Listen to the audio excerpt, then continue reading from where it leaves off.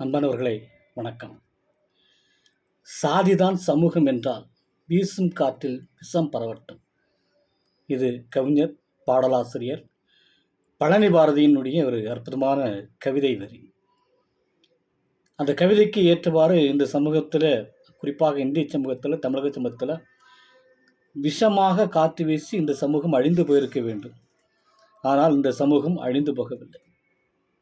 சாதி கடந்த சில வாரங்களில் தமிழகத்தின் நல்ல மனிதநேயமுடைய மனிதர்களுடைய மனதை உலுக்கிய, இதை நான் சொல்கிறது ரொம்ப அழுத்தி சொல்கிறேன், நல்ல மனிதநேயம் உடைய மனிதர்களுடைய மனதை உலுக்கிய பெரும்பாலான தமிழக மக்களுடைய மனதை அந்த சம்பவம் உலுக்கவில்லை.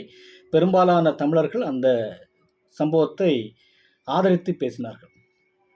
உங்களுக்கு தெரியும், கவினுடைய கொலை, ஆணவ கொலை, சுர்ஜித்ங்கிற அந்த மனநோய் பிடித்த சமூகத்தில் பிறந்த, மனநோய் பிடித்த பெற்றோர்களுக்கு மகனாக பிறந்த, மனநோய் பிடித்த அந்த மனிதன், அந்த இளைஞன் செய்த ஒரு ஆணவ கொலை தமிழகத்தினுடைய மனசாட்சியுடைய மனிதர்களை மனிதர்களாக பார்க்கக்கூடிய மனிதர்களுடைய மனதை உலுக்கியது.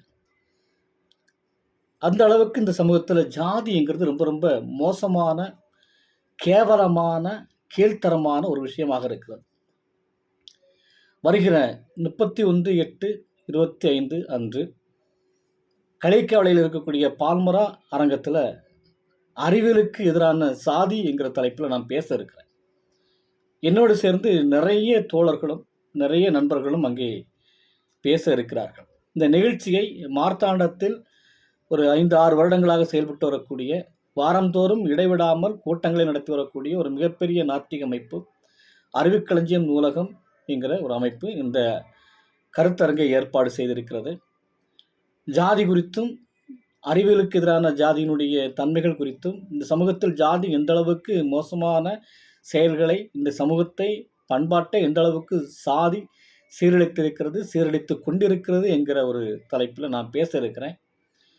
நண்பர்கள், தோழர்கள், சமூக அக்கறை கொண்ட மனிதர்கள், மனிதநேயம் கொண்ட மனிதர்கள் அனைவரும் வருகிற 31/8/25 அன்று அந்த கருத்தரங்கில் கலந்து கொள்ளும்படி உங்களை பணிவோடு வேண்டி கேட்டுக்கொள்கிறேன். நன்றி, வணக்கம்.